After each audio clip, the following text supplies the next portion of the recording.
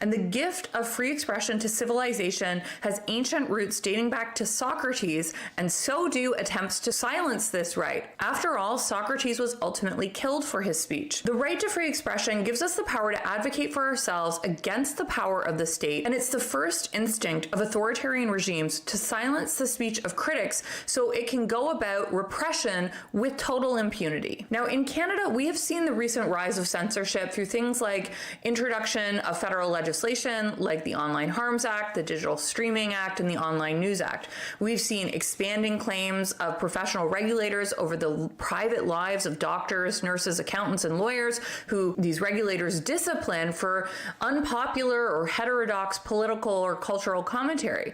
We've seen local governments, municipal governments, making absurd claims about their power to restrict protests in public spaces, and we've seen the first ever invocation of the Federal Emergencies Act in response to a nonviolent domestic political protest in 2022. I think that Western civilization is at an inflection point when it comes to free speech and censorship. We need to consider the direction that we're going as a free society and whether or not we want to become another example of increased censorship or an example to the world on the value of open discourse free from fear. Now, Canada is not alone in backsliding on free expression. There's rising censorship in Europe and, yes, also in the United States.